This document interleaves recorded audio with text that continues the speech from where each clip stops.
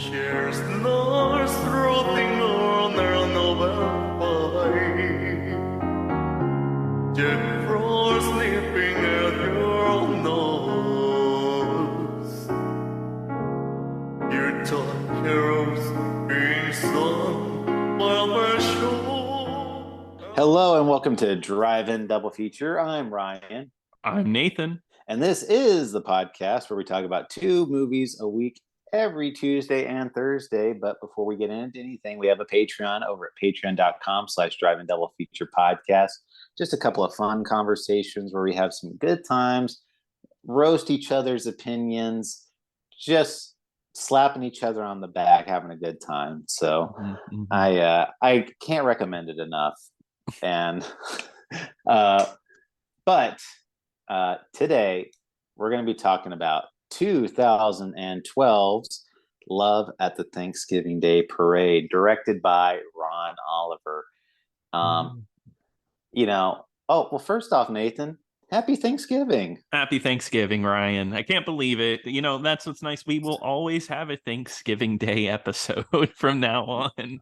Yes, in perpetuity, we will always be on Thanksgiving. And yes, we are serving up a bounty of a feast of a movie. And, Nathan, I don't know about you, but I am stuffed from all the yams and green beans and macaroni and cheese. And, I'm about to fall asleep. Yeah, I'm falling asleep right now, guys. Sorry if I knock out for a few. Yeah, if Oh Heavenly Dog didn't put you to sleep, this one definitely will. So, yes, yeah. But no, like I said, I wanted to do something.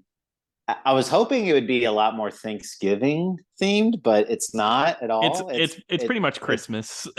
It's Christmas, and I thought, we'd get they don't even show them at Thanksgiving. Like it's just totally blown past it, and might as well not even have Thanksgiving in the title. Yeah. And I mean, I guess much like it normally is, let's skip Thanksgiving and get straight to Christmas. Yeah, so I was kind of hoping for like a Hallmark trash movie, but it's Thanksgiving themed. But like I said, it's not. It's very much, Christmas, like Santa Claus, how giving, and same deal, finding love and a very how these people ever fall in love with each other? They're polar opposites, and they end up not falling in love, which I thought was surprising for this movie. Yeah, that's right. Yeah, that didn't. Wait, what? No, you're wrong. That didn't happen. Why? I mean, she left her fiance. They didn't fall in love. That was the guy we were rooting for, right? I think you were rooting for the wrong man here. I think you gotta root for the man that's breaking up the marriage. You mean I was supposed to be rooting for the rich guy and not the whale biologist? The whale, yes, yeah. That's it. I'm supposed to be rooting for the whale. Yeah, Brendan Fraser, he is not. Oh, a scientist. Oh, gross. Oh, yeah. a rich real estate mogul. Ding, ding. That's it. Yeah. So yeah, this is very much a Hallmark movie. So there is a love triangle. Woman is dating a man for a very long time, and this supposedly rich snob shows up, and just, how could you ever find love with this guy? And when we get into this movie, I immediately was like tickled, like watching it, because it was so funny, because they played that song like Chicago. Like it's man, so I didn't even know like there was a song like this. I didn't even. Yeah, I didn't either. It's like getting a New York song, but like some crappy rendition. It's like, yeah, this is where this one's taking place, Chicago, even though it was filmed in Canada.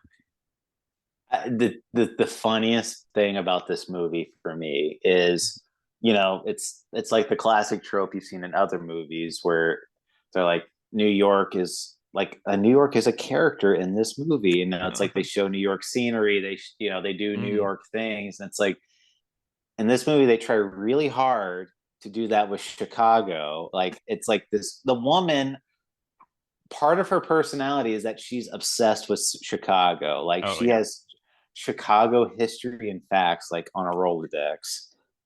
Yeah, because if you're from Chicago, you have to know Chicago facts. I think at one point in the movie, she quizzes someone on Chicago facts to make sure they're Chicagoan.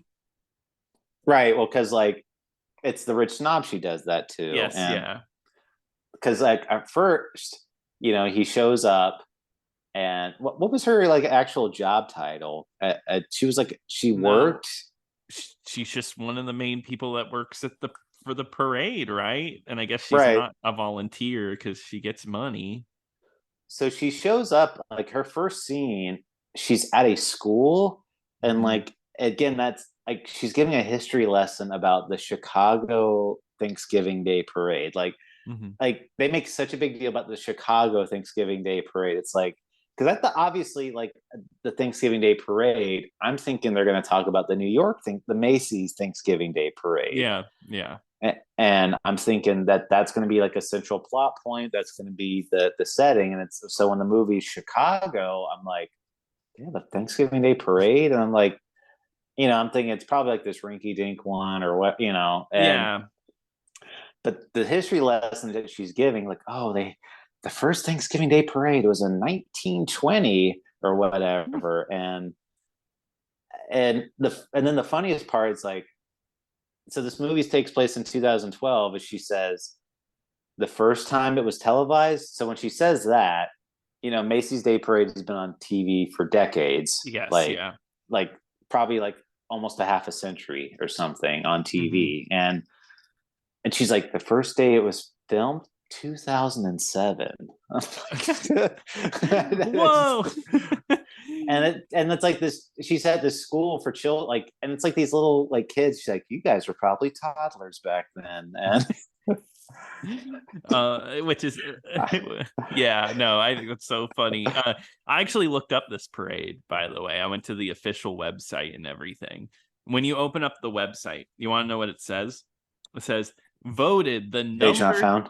No.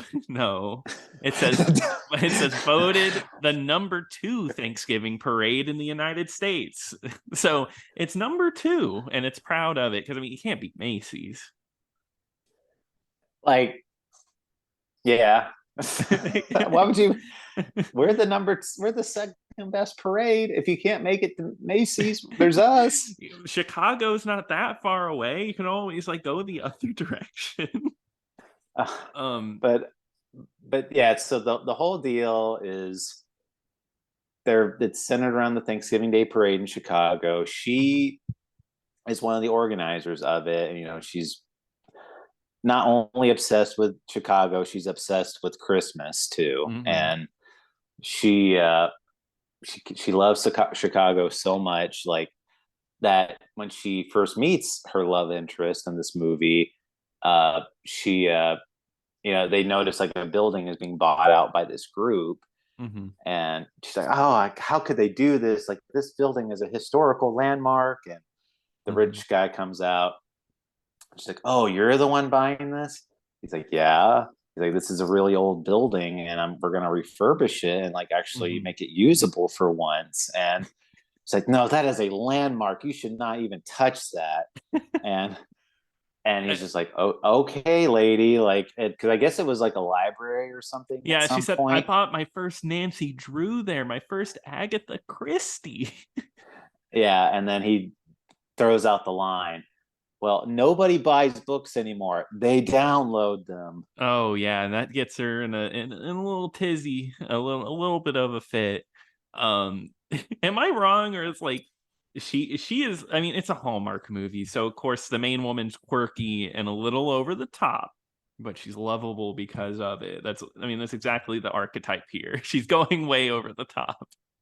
She is completely insufferable for me. I mean, like in a very entertaining way, but it's just my God, like I would be so exhausted by this personality. And and I mean, like she only wears clothes from the 1950s, and she's wearing like these extravagant clothes, and they're colored because her mom died, and all of her clothes were given to Goodwill. So she now buys clothes at Goodwill to hopefully find her mom's clothes again.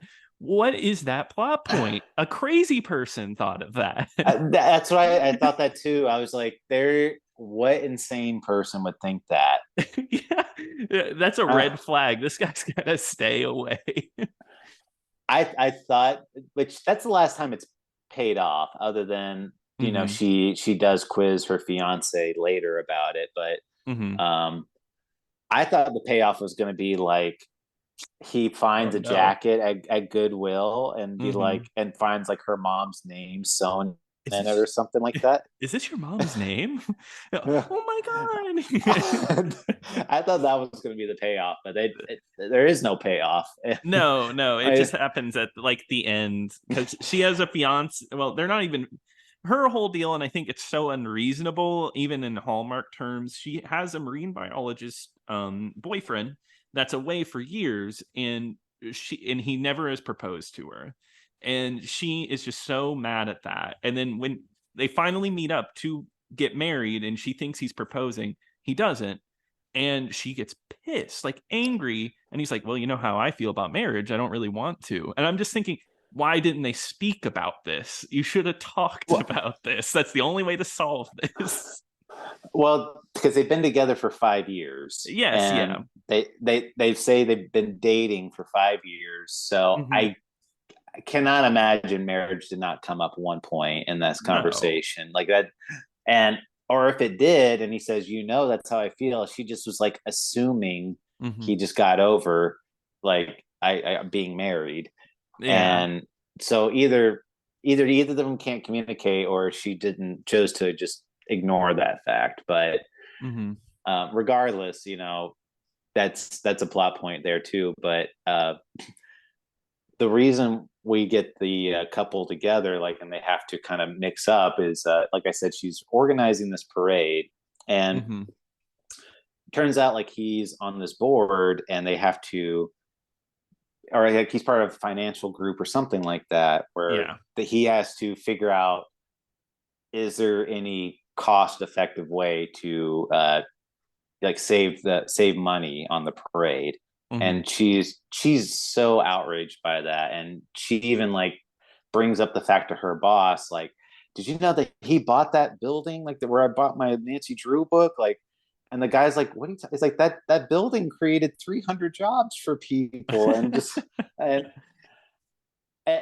too, like they start talking about like the parade, and she's like, oh yes, they go to like a 2-week boot camp to learn how to be in the parade.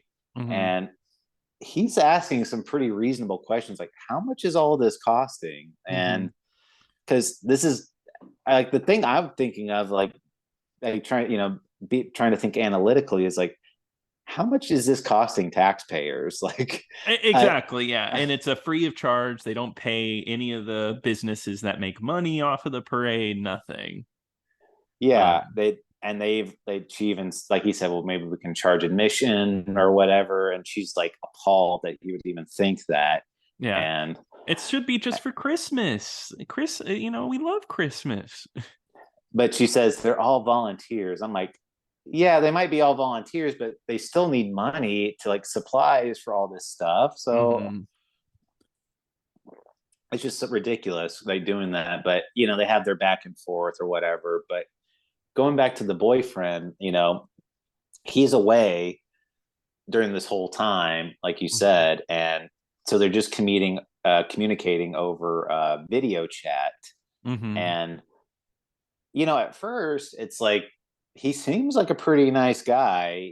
He's on the video chat he's fine. He's like, oh, I love you, you're perfect to me. It seems like just kind of like normal romance thing. Very vanilla romantic guy, like in a romantic movie.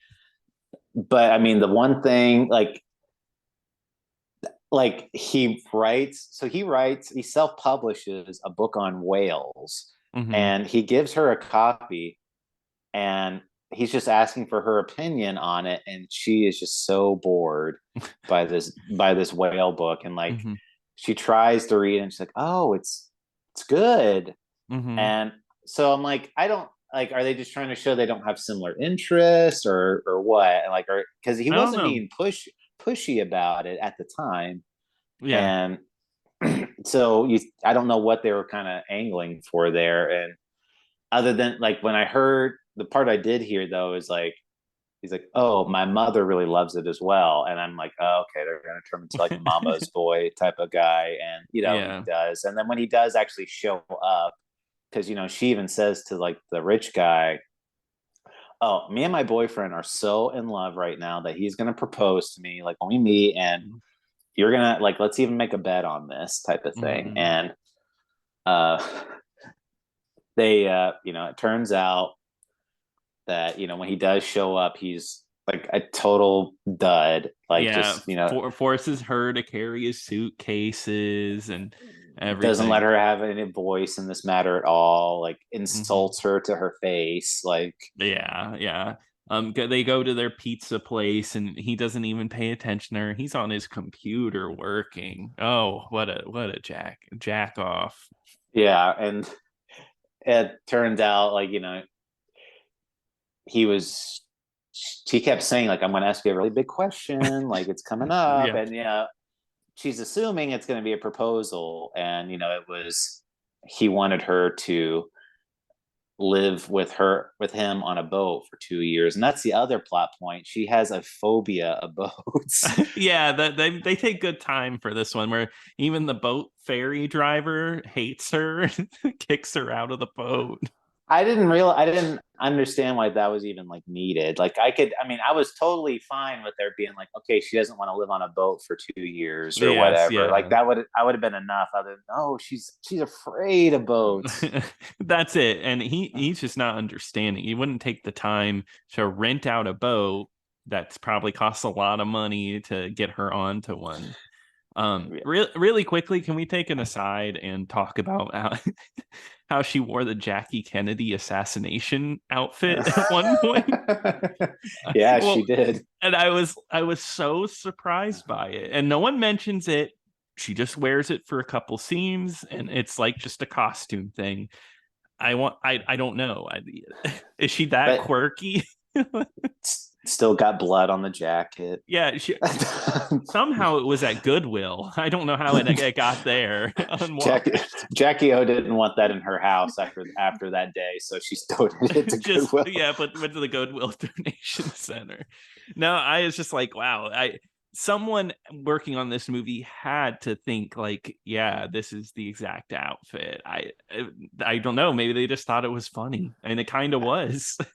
And with that part, that was jarring because I thought that too. I was like, is that the Jackie O outfit? Like, but yeah, they throw that in for whatever reason. Uh-huh. Because it's quirky. She loves Jackie O because Jackie O is a fashion icon or whatever. That's her mom. Yeah. Oh my God. But there's other parts too. So like the banter between her and the rich guy, like they get into like this argument, where she talks about how much she loves Christmas, and she's like, she, he's like, why wouldn't people just watch this parade at home? Like it's just as Hmm. good. And she's like, you wouldn't understand. People want to come here. You don't have a family. Yeah, because he's an Yeah. orphan. Well, she doesn't know that, Yeah. but just he's like, how do you know I don't have a family? And she's like, people like you don't have families. Like you don't have a wife. And I'm like, he obviously has. I mean, he would obviously have some type of family. Like even assuming not of his background that he would have some type of family. Yeah, exactly. Someone, and I mean, like, it's just really mean. And she spreads that rumors to everybody because everyone, the whole joke the whole time is he hates her, but everyone else is like, oh, he's such a hunk. And she's just constantly like, oh, you don't want to be with him. He just uses women. He dates them and throws them away because I guess he has a No, 5-date rule, right? which is not unreasonable either. It's No, like, if he doesn't like someone by the fifth date, he leaves them. And I mean, sure, yeah. I mean, if he's not compatible with somebody, yeah, okay, that makes sense. I would rather him do that than lead him on. But But here's you the know, thing: is she talks about like love at first sight, believing in love at first sight. So like I guess wouldn't shouldn't she agree with that too? but you're right though. Like she obviously is in love with him, and Yeah. it's not even hard to see because, like you said, like each woman is like, oh my god, he's so attractive. I Hmm. want to see if he's single. And she tells literally every woman, like, do not date this man. Do not, like, he's despicable. He's a horrible person. Hmm. And then, and then he starts taking her places and like, oh, he's taking me to this place. And they're like, did you just say not to date him? Like that'd be Yeah. so, like, that would be so, like, like if your friend was showing interest in somebody and then Hmm. your friend would be like, no, don't date them. Don't. And then like they're a terrible person. And then you see them dating them, you'd be like, what the hell? Oh yeah, that would be a slap in the face. Yeah, Yeah. that would not be okay. But yeah, I mean, obviously that's what's going on because I mean, she breaks up with her boyfriend and they go and sing karaoke together, and then they get locked on the roof. They get locked on the roof together, and they're sleeping They in the same die. place. They do die. We don't need, and they turn into a cat and a dog, and they live happily ever after. Yeah. But no, they end up sleeping in the same place together, and they do what is it? What do they call it? Nutty movie night, where they eat chocolate and peanut butter and watch Christmas movies. They don't do And that one together. and their underwear too, she says. Yes. Oh yeah, you have to do that. I've never heard of this concept, but I guess it's a Christmas tradition. Oh yeah. She says that, and he's like, oh yeah, that's he's like, she says that's what she likes to do, and then Hmm. like the next day he's like, oh, I tried that out, that was a good idea, He like likes. he loved it. It was such an original idea to watch a movie in your underwear. Oh my Oh god. wow. He likes it so much that he calls up his ex-girlfriend and is like, "You know what? I think I understand now. I think I understand love and what you were telling me." And in the most cryptic way possible. Right, like the Yeah. vaguest way possible you could. And then he's like, "What? You thought I was wanted to get back together with you?" Because of course they have to set up the she shows up to say that she loves him, and then his old girlfriend's there, and she's like, "Oh, I'm his girlfriend." So and that crappy cliche of like, "Oh wow, I guess he is with her" kind of deal. That's like in every romantic comedy. Well, yeah, they do that scene, and but that girl, like his ex, I was like, I don't blame her for thinking that. Like he was like, No. it was almost like he was like declaring love for her. Like, oh man, I really screwed up with us. Like, I really want to give it a second chance. Like that's what it seemed like. Yeah, it makes sense. I mean, I don't know how she figured out where he was at in the hotel room and everything, unless that's how he also dropped that. He's like, oh, I'm staying at the Ritz-Carlton room 4101, and I'm just really rethinking our relationship. Yeah. Yeah. Which I wouldn't be surprised. Um, how he falls in love with her is he watches her like trying to buy ice cream, and, Rocky and Road she ice cream. she does like the bit where it's like, I'm gonna buy the ice cream. No, I don't need it. Yeah, I want the ice cream. No, Hmm. I don't want it. Like it just goes back and forth, and and then the joke punchline was she bought all the ice cream. Like, Yeah, because he buys it and he's like, oh, you know what? I mean, I came here for ice cream because they see each other. And she's like, oh, I guess it's okay. I'll buy the rest of it. And she's like trying to hide that she has a cat because he makes an offhand thing like, oh, you're gonna die alone with your cats. so that's the other thing I wanted to point out with the cat. So Uh-huh. this movie is so cheap; they don't even show a cat in here. Like, Yeah, no. what they do is they show her having a cabinet full of Fancy Feast, Hmm. and she puts down like a can of cat food, and then you just hear like meow, and just they can't even show a cat. No, they can't.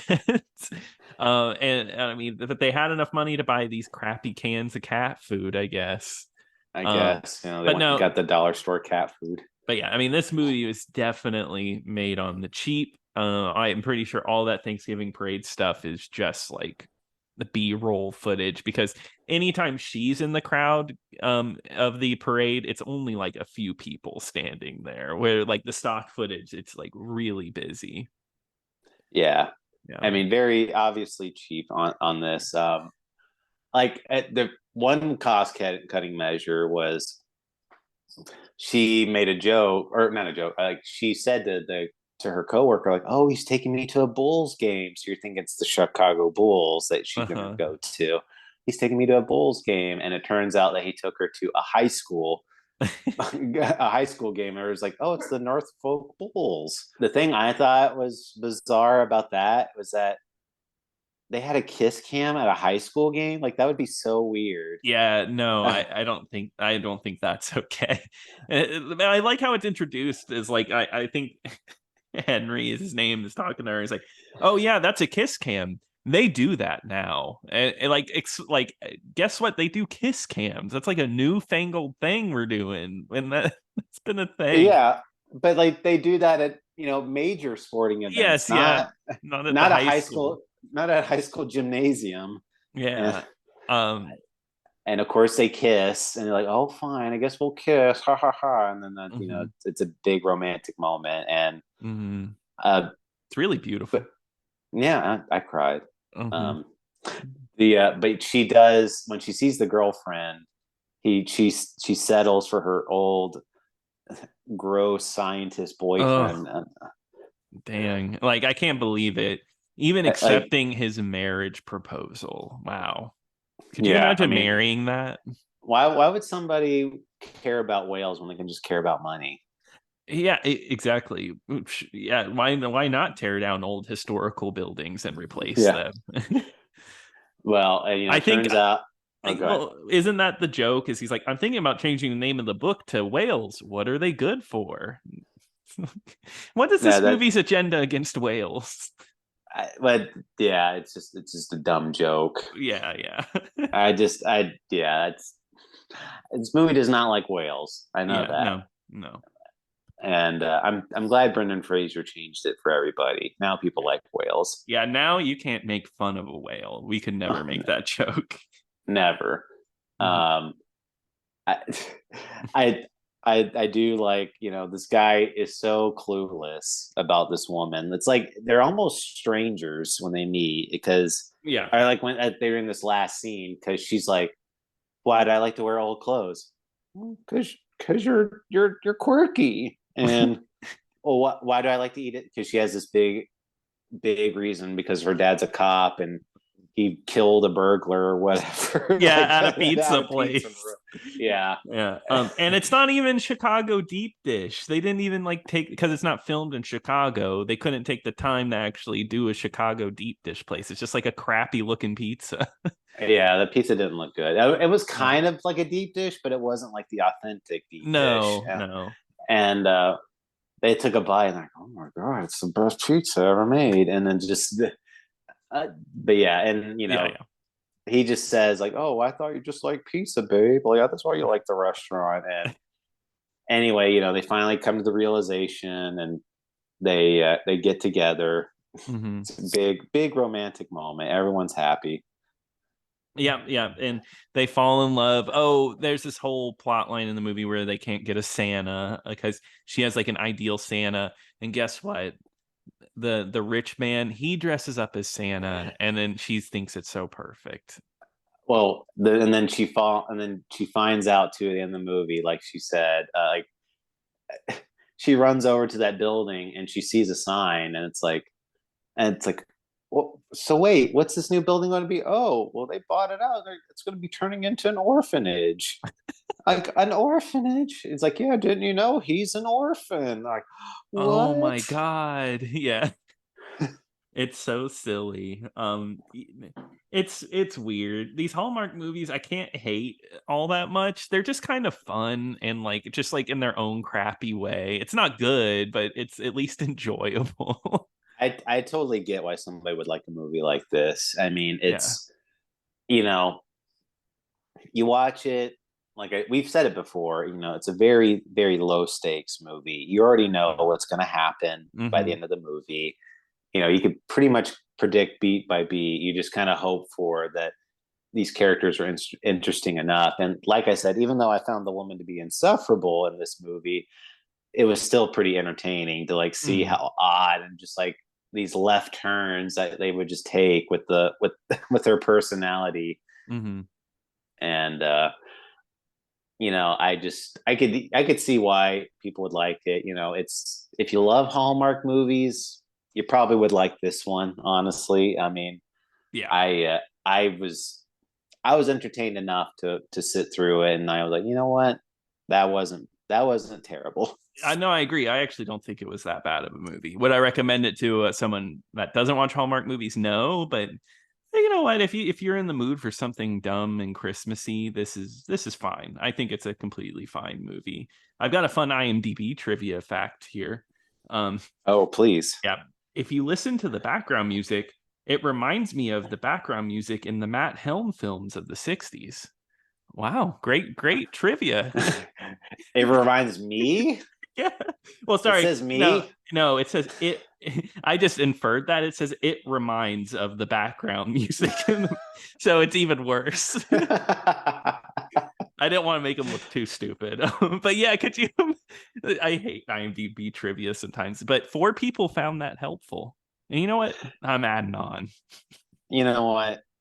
Good for them. Yeah. But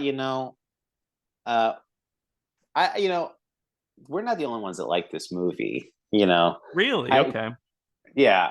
So I mean, if you go on IMDb, Nathan and I were kind of looking at this. It's like these holiday Hallmark movies were just rated much higher than you would think, Mm-hmm. and it's very much a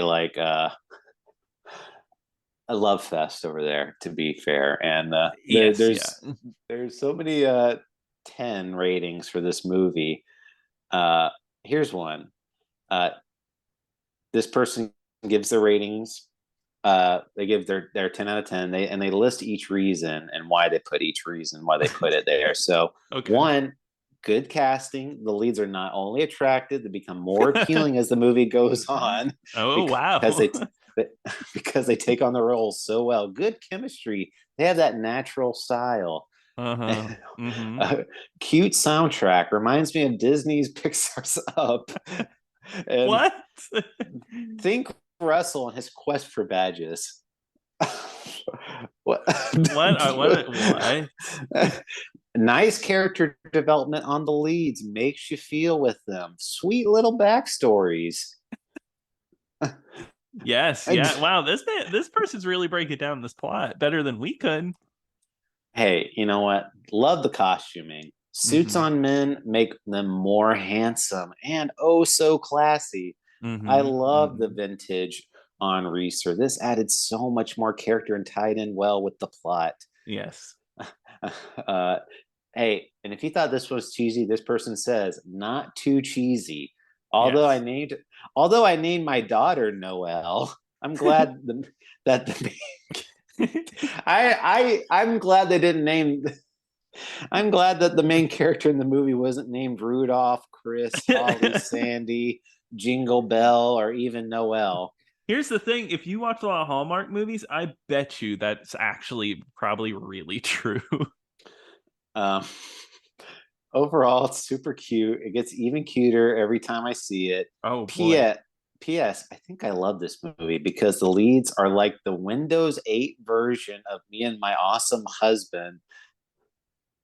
What? The Windows 8 version of Me and My Awesome Husband? What does that mean?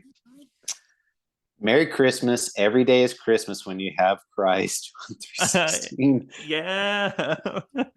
Oh my God. I don't know. I don't know how to take that. The Windows 8. When was what this? year? Yeah. 2013. Okay, that makes a little more sense. I think Windows 8 was brand new then. So they're saying that this couple is better than her real life marriage. I think so. Like, oh, this guy, he's better than my awesome husband. Yeah, my marine biologist husband. Oh, she settled for the marine biologist. Yeah, and then they watch it together. And it makes them really uncomfortable the whole time they watch.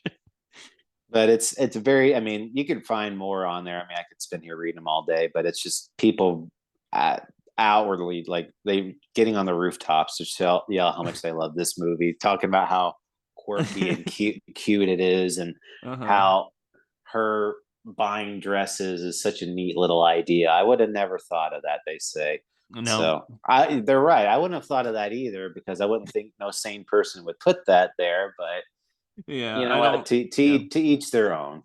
Yeah, to each their own. You know what? Every movie is somebody's favorite movie, and surprisingly, this is a lot of people's favorite movie. Hey, good for them. You know, Mhm. like I said, it's a completely inoffensive movie. It's you know, I can't say I would recommend it, like to go out of your way to watch it. I would probably put it as a not recommend, but you know, if you love those types of movies, you probably would like it. Yep, and I will mirror that exactly. But Nathan, I'm stuffed. That was quite a feast, and I don't think I could eat another bite. So, Nathan, what are we going to be talking about on Tuesday? Ryan, we're gonna take something from our physical collection, and we're gonna do One Armed Boxer next week. Oh, Mhm. interesting. Yeah, just changing it up a little bit. And let me see if that's streaming anywhere. And that is streaming over on the Arrow player, which I know not a lot of you have. So you will probably have to buy it if you want to watch it. Yeah, pay up, guys. Yes, yeah. Well, thank you so much. And thank you so much for joining us on this Thanksgiving episode. We really appreciate it. If you have any thoughts and opinions, or you want to wish us happy Thanksgiving, you know, not too late, send it over email to driveanddoublepodcast@gmail.com. Don't forget to follow us on Twitter at DIDFpod. And once again, check out the Patreon over at patreon.com/driveanddoublepodcast. But until the next Thanksgiving. Until next Thanksgiving, 1 year, guys. Everybody know our jockey earns some return.